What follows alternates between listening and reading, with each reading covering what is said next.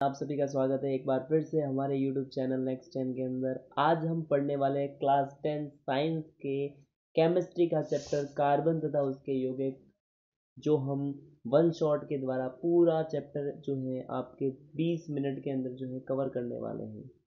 आज का ये वीडियो जो है बोर्ड एग्जाम RBSC 2025 के लिए मोस्ट इम्पॉर्टेंट होने वाला है और इस क्लास से लगभग आपके जो है 5 टू लगाकर 6 नंबर तक का जो है चैप्टर कवर हो जाएगा। आपके 110% मोस्ट इम्पॉर्टेंट नोट्स लेके आया हूँ आप सभी के लिए। तो शुरू करते हैं। सबसे पहले हम देखेंगे कार्बन और उसके यौगिक। कार्बन जो है हमारी भूपर्पटी में 0.02% पाया जाता है और हमारे एटमॉस्फेयर के अंदर 0.03% पाया जाता है।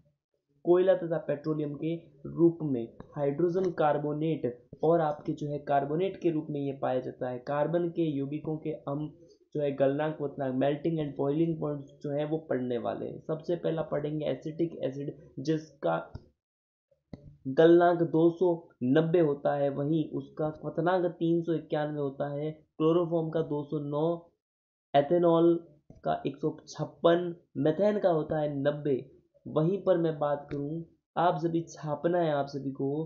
क्लोरोफॉर्म का क्वथनांक 334 होता है, एथेनॉल का 351 और मेथेन का 111 होता है। ये आप सभी को याद रखना है। कभी कभार आपको गलनांक क्वथनांक मेल्टिंग एंड बॉइलिंग पॉइंट न पूछकर उसके जो IUPAC फॉर्मूलाज हैं, जिसके केमिकल फॉर्मूलाज है, वो सारे पूछे जा सकते हैं। तो आप उनके लिए भी तैयार रहे। बोर्ड के नज़रिए से मोस्ट इम्पोर्टेंट क्वेश्चन है आप सभी के लिए।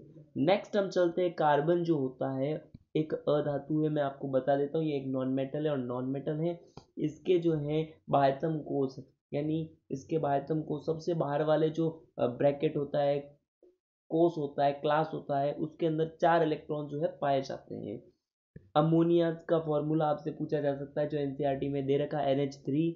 हम कार्बन के ही प्रथम सदस्य मेथेन की बात करते हैं, CH4 जिसका फॉर्मूला है। इसका उपयोग बायोगैस व CNG बनाने के लिए मोस्ट इंपॉर्टेंट किया जाता है। ईंधन के रूप में जो है इसका प्रयोग होता है। ये भी जो है आपके मोस्ट इंपॉर्टेंट रहने वाला है। फिर आपसे मैं पूछूं मिथेन की इलेक्ट्रॉन बिंदु संरचना, मिथेन की इलेक्ट्रॉन बिंदु स्ट्रक्चर के बारे में, जो मोस्ट इंपॉर्टेंट स्ट्रक्चर है बोर्ड 2000। इलेक्ट्रॉन बिंदु संरचना, ये dot structure very very important है। आप इसे बोर्ड के लिए जो है मोस्ट इंपॉर्टेंट करके रखें। आपको वापस ये क्लास जब पेपर हो जाएगा उसके बाद आपको बताऊंगा कि किस चैप्टर से कितने क्वेश्चन जो हैं आए हैं, और मेरे नोट्स से ही आएंगे ये 100% है, क्योंकि मैं पूरे के पूरे नोट्स NCERT बेस्ड बनाता हूँ। नेक्स्ट हम पढ़ते हैं सहसंयोजी आबंध, दो परमाणु के बीच इलेक्ट्रॉन के युग्म जोड़ा, युग्म की साझेदारी से बने आबंध को सहसंयोजी आबंध कहते हैं। मोस्ट इंपॉर्टेंट, इन आबंधों के अंदर प्रबल बंध व बाहर जो है, अंदर तो होगा आपके प्रबल बंध और बाहर होगा आपके दुर्बल बंध। मोस्ट इंपॉर्टेंट, इन यौगिकों के गलनांक क्वथनांक भी कम होते हैं, जो वेरी वेरी इंपॉर्टेंट है। कार्बन के अपरूप, एलोट्रॉप ऑफ कार्बन, जिनके रासायनिक गुणधर्म तो होंगे समान, ये आपके मोस्ट इंपॉर्टेंट ऑब्जेक्टिव्स के अंदर जो है आने के लिए तैयार है। ये क्वेश्चन एग्जामिनर की चॉइस रहता है। ये बोर्ड 2025 में छपने वाला क्वेश्चन है कि इनके क्या समान होते हैं। तो इनके रासायनिक गुणधर्म समान होते हैं और भौतिक गुण जो है वो आपके छापना भिन्न होते हैं। ओके, नेक्स्ट कार्बन के एलोट्रॉप्स, सबसे पहले पढ़ेंगे हीरे को। दो होते हैं, क्रिस्टलीय और अक्रिस्टलीय। हम क्रिस्टलीय में पढ़ेंगे हीरा, ग्रेफाइट एंड फुलरीन। हीरा जो है वो क्रिस्टलीय अपरूप है, चतुष्कोणीय इसकी स्ट्रक्चर होती है, जिसे टेट्रागोनल कहते हैं। कुचालक ये होता है, ये इलेक्ट्रिसिटी को कंडक्ट नहीं करता है। कठोर होता है आभूषण बनाने के लिए, इसका ज्वेलरी बनाने के लिए जो है इसका जो उपयोग किया जाता है। ग्रेफाइट क्रिस्टलीय होता है, षटकोणीय इसकी स्ट्रक्चर होती है। विद्युत का सुचालक एकमात्र अधातु है।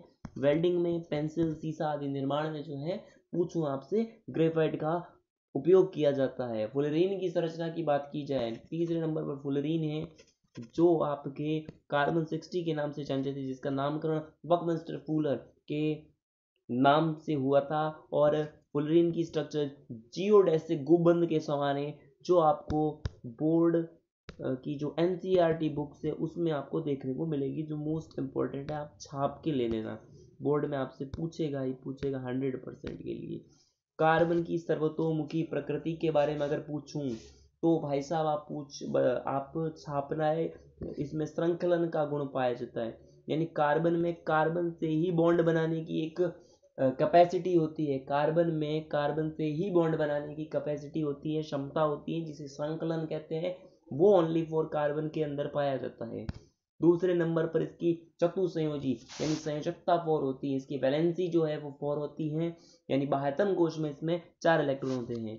संतृप्त यौगिक और असंतृप्त, संतृप्त यौगिक में एक आबंध से ही जुड़ा यौगिक, यानी कार्बन एक आबंध से जुड़ेंगे, एक बॉन्ड से जुड़ेंगे। असंतृप्त में ट्रिपल बॉन्ड भी हो सकता है और डबल बॉन्ड्स भी हो सकते हैं। नेक्स्ट मैं आपसे बता दूं, कार्बन प्रबल आबंध बनाता है, एनसीईआरटी की टॉप लाइन में क्यों बनाता है, क्योंकि पहले नंबर उसका छोटा आकार होता है, प्रबल नाभिकीय बल उसके अंदर मौजूद होता है, अत्यंत ही उसके अंदर दुर्बल आबंध पाया जाता है, और संरचनात्मक समावयवी, ये तीनों चीजें आप याद रख लेना, मोस्ट इंपॉर्टेंट है आपके बोर्ड एग्जाम की दृष्टि से। और संरचनात्मक समावयवी क्या होते हैं, समान आणविक सूत्र लेकिन विभिन्न संरचना वाले यौगिक, जैसे example to the cyclohexane C6H12।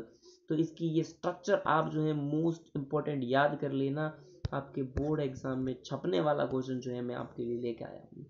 Next हम पढ़ते हैं हाइड्रोकार्बन। हाइड्रोकार्बन क्या होता है आप सभी देख सकते हैं, हाइड्रोकार्बन क्या होता है, तो कार्बन और हाइड्रोजन मिलकर हाइड्रोकार्बन बनाते ही हमें पता है, दो प्रकार का होता है, संतृप्त और असंतृप्त हाइड्रोकार्बन। संतृप्त में होते हैं एल्केन, जिसके अंदर कार्बन बॉन्ड कार्बन यानी एक सिंगल बॉन्ड्स होता है, जबकि असंतृप्त में डबल या ट्रिपल बॉन्ड्स हो सकते हैं। पहला एल्कीन है जिसमें डबल बॉन्ड होते हैं, तीसरा एल्काइन था जिसमें ट्रिपल बॉन्ड होते हैं। आपको ये ध्यान रखना है, आणविक द्रव्यमान बढ़ने पर गलनांक और क्वथनांक, मेल्टिंग पॉइंट और बॉइलिंग पॉइंट दोनों ही जो है वो भी बढ़ेंगे। एटॉमिक प्रेशर बढ़ेगा, एटॉमिक मास बढ़ेगा, तो मेल्टिंग एंड बॉइलिंग पॉइंट दोनों ही बढ़ेंगे। कार्बन यौगिकों के रासायनिक गुण आपको मैं बता देता हूँ। पहला है दहन, यानी हीट देंगे, दहन करेंगे, उसे जलाएंगे, बर्न करेंगे, तो भाई साहब जो है कार्बन कैसी रिएक्शंस देंगे वो आपको मैं बताने वाला हूँ। सबसे पहले कार्बन ऑक्सीजन की जो है उपस्थिति में उसे गर्म किया जाएगा, तो वो CO2 गैस बनाएगा एंड उष्मा व प्रकाश के साथ मुक्त होगा। स्टोव के ऊपर बर्तनों के तले काले दिखते हैं, क्यों दिखते हैं, ये मोस्ट इंपॉर्टेंट है, ये आपसे बोर्ड में पूछा जा सकता है। काले इसलिए दिखते हैं क्योंकि क्योंकि ईंधन जो है वो व्यर्थ ही जल रहा है, इसका मतलब ईंधन जल तो रहा है पर कुछ काम नहीं कर रहा है। नेक्स्ट होता है आपके कार्बन व पेट्रोलियम, उसके अंदर भी उसके ऑक्साइड जो होते हैं वो पर्यावरण के प्रदूषक है, नाइट्रोजन और सल्फर के जो ऑक्साइड्स है वो पर्यावरण प्रदूषक है। जीवाश्म ईंधन, कोयला, पेट्रोलियम तेल व प्राकृतिक गैस जीवाश्म ईंधन के उदाहरण है, जो मोस्ट इंपॉर्टेंट है आपके बोर्ड एग्जाम की दृष्टि से। उसके बाद ऑक्सीकारक क्या होता है, जिसके अंदर ऑक्सीजन देने की क्षमता होती है, दो एग्जांपल्स है KMnO4 and potassium dichromate. Next आपके लिए जो है टेबल लेके आ चुका हूँ, जिसके अंदर कार्बन तथा हाइड्रोजन के संतृप्त जितने भी यौगिक हैं उनके सारे यानी सारे एल्केन्स के जो है एग्जांपल दे रखे, जैसे methane, ethane, propane, butane, pentane, ये सारे फॉर्मूले दे रखे हैं। मैं आपको एक मेथेन स्ट्रक्चर बना के दिखा देता हूँ। सबसे पहले आपसे कहा है मेथेन का फॉर्मूला होता है CH4, तो CH4 यानी कार्बन, उसमें C कार्बन 1 ही है, तो हमें ये अब हमें 4 जो है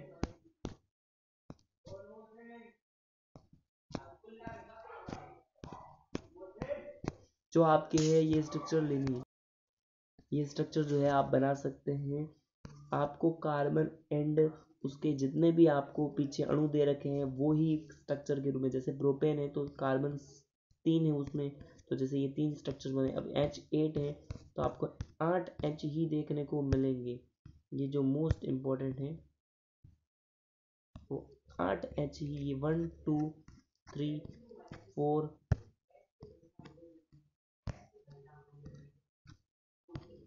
5 6 7 और 8, ये आपको 8 ही देखने को मिलेंगे मोस्ट इम्पोर्टेंट।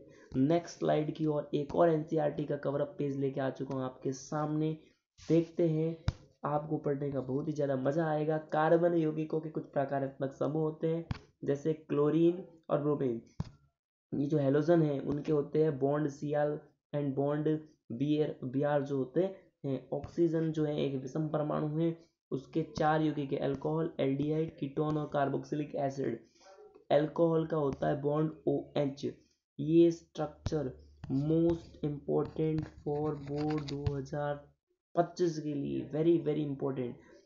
एल्डिहाइडों का फॉर्मूला मोस्ट इम्पोर्टेंट, दोनों ही सभी स्ट्रक्चर्स जो हैं बोर्ड में आई हुई स्ट्रक्चर से आपको पूछी जा सकती हैं। फिर आपसे पूछूं, ये देखिए और स्ट्रक्चर आपके लिए मैंने जो है देखी है। ये जो है कार्बनिक यौगिकों की नाम पता, आईयूपीएसी नोमेनक्लेचर जो भी दे रखा है वेरी वेरी इंपॉर्टेंट है, आप सभी पढ़ लेना।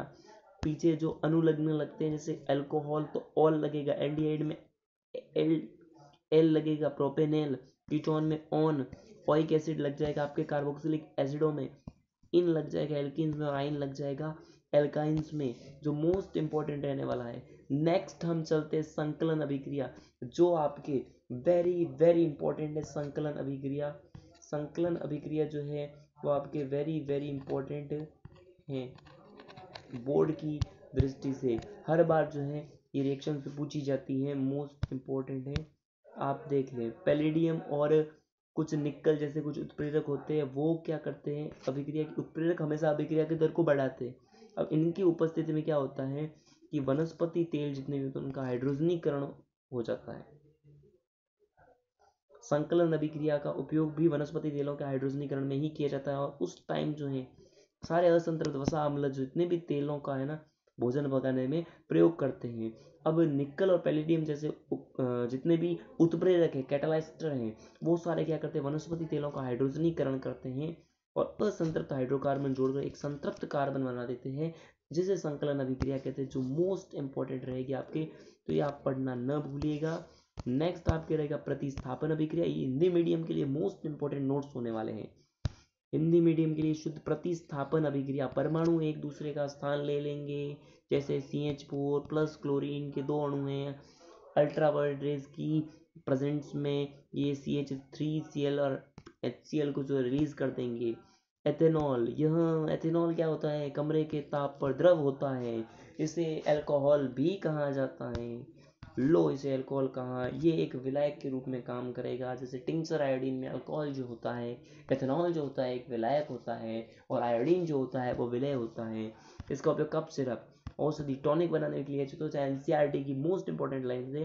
इसके अंदर जो है सोडियम से इसकी रिएक्शन कराओगे तो सोडियम एथॉक्साइड जो है ये बन गया आपके, इसकी 443 केल्विन टेम्परेचर पर H2SO4 से रिएक्शन कराओगे तो एथीन जो है आपकी एथीन बन जाएगा।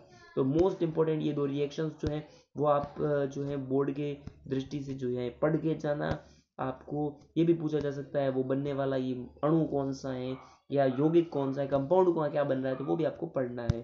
फिर है कि ये भाई साहब इसके ज़्यादा प्रयोग से तंत्रिका तंत्र, नर्वस सिस्टम जो है इफेक्टिव होगा, मांसपेशियां संकुचित हो जाएंगी। इसी के समकालीन एक और आता है जो एनसीईआरटी ने रखा है जिसका नाम है मेथेनॉल, वो तो आपके नेत्रों को, आपके आईज को भी जो है प्रभावित करेगा, जिससे मृत्यु भी जो है हो सकती है। ईंधन के रूप में अल्कोहल का प्रयोग, सूर्य के प्रकाश की उपस्थिति जब होगी तब गन्ना जो होगा ना उसके रस का किण्वन कर देंगे, सूर्य की प्रकाश की उपस्थिति में किण्वन करके जो है अल्कोहल बनाया जाता है। नेक्स्ट हम पढ़ने वाले हैं एथेनोइक एसिड। एथेनोइक एसिड जो होता है वो उसे एसिटिक एसिड भी कहा जाता है, और इसके 3 से 4% विलियन, इसका 3 to 4% विलियन जो होता है वो सिरका कहलाता है। 3 to 4% जो विलियन है वो सिरका कहलाता है। एथेनॉल एथेनोइक एसिड का उपयोग जो है अचार में परिरक्षक के रूप में किया जाता है। छापना आप सभी को, इसे इसको अगर जमा दे, ये अगर बर्फ बन जाए, ये बर्फ बन जाएगा तो इसे ग्लेशियल एसिटिक एसिड भी जो है कहा जाएगा, छापना है। इसकी 2-3 रिएक्शन है, पहली एस्टरीकरण पढ़ लेते हैं जिसमें एसिटिक एसिड आपको देखने को मिलेगा, एथेनॉल से रिएक्शन कर लेगा, ठीक है, और एस्टर का जो है निर्माण हो जाएगा। ये आप सभी देख सकते हैं मोस्ट इंपॉर्टेंट रिएक्शन है। नेक्स्ट रिएक्शन जो है इसकी reaction with carbonate and hydrogen carbonate. आपको मैं बता देता हूँ कि एथेनोइक एसिड जो है वो हाइड्रोजन कार्बोनेट या कार्बोनेट से रिएक्शन के बाद जो है ये आपके जो है देखने को मिल सकता है। ये सोडियम कार्बोनेट है और ये आपको एथेनोइक एसिड देखने को मिल सकता है, जो आपके सोडियम एथोक्साइड जो है बनाने, एथेनॉइड माफ कीजिएगा, सोडियम एथेनॉइड जो है वो बनाने का काम करता है। अब हम पढ़ने वाले हैं साबुन। साबुन जो होता है वो दीर्घ श्रृंखला वाले, एक लंबी दीर्घ श्रृंखला वाले, दीर्घ चेन, जो लंबी चेन होती है उसके जो है कार्बोक्सिलिक एसिड्स के जो है सोडियम, कौन से आपको मैं बता देता हूँ, सोडियम और पोटेशियम लवण होते हैं। मोस्ट इंपॉर्टेंट अगर मैं आपसे कहूँ तो ये आपके छपने वाला क्वेश्चन, मोस्ट इंपॉर्टेंट आपसे कहूँ, छापना आप सभी बोर्ड एग्जाम की दृष्टि से मोस्ट इंपॉर्टेंट क्वेश्चन है। इसका आयनिक सिरा जल में विलय होता है, कार्बनिक श्रृंखला तेल में, ऑयल में विलय होती है। आयनिक सिरा जल के अंदर होगा और हाइड्रोकार्बन जो है वो बाहर होगी। जो आपके फिल इन द ब्लैंक्स, ये आपके फिल इन द ब्लैंक्स में छपने वाला क्वेश्चन है। ये ब्रैकेट जो है आप जो है ये मोस्ट कैप्सूल जो है याद कर लेना। नेक्स्ट हम पढ़ने वाले हैं अपमार्जक। अपमार्जक जो है डिटर्जेंट्स होते हैं और डिटर्जेंट्स जो है वो सल्फेनिक एंड अमोनियम लवण होते हैं। सल्फेनिक एंड अमोनियम लवण होते हैं कार्बोक्सिलिक एसिड्स की, और इसका उपयोग शैम्पू में भी जो है किया जाता है। मेरी बात ध्यान से सुनिएगा। कठोर जल जो मैंने यहाँ पर इसका स्ट्रक्चर्स लिखी है, जैसे मैग्नीशियम व कैल्शियम लवण होते हैं। अब मैग्नीशियम व कैल्शियम जो लवण होते हैं वो आपको मैं बता देता हूँ कि ये जो होते हैं वो बहुत ही कठोर होते हैं। तो ये क्या होते हैं कि साबुन के सोडियम और पोटेशियम लवण इनसे रिएक्शन करते नहीं है, तो झाग ज्यादा बनता नहीं और मैल वैसा का वैसा रह जाता है। तब क्या किया जाता है, अपमार्जक का उपयोग किया जाता है, क्योंकि ये सल्फेनिक एंड अमोनियम एसिड्स के लवण होते हैं, अमोनियम लवण होते हैं, जो कठोर जल से रिएक्शन करके, मैं आपसे कहूं कठोर जल से जो है ये रिएक्शन करेंगे और झाग बनाकर जो है कपड़े को साफ सुथरा रख देंगे। इसी के लिए मैं आपसे लेता हूं अलविदा, और नेक्स्ट वीडियो में जो है हम मिलेंगे और बढ़िया तबीयत से जो है आपको मैं पूरा चैप्टर और कराऊंगा। तब तक के लिए थैंक यू, धन्यवाद।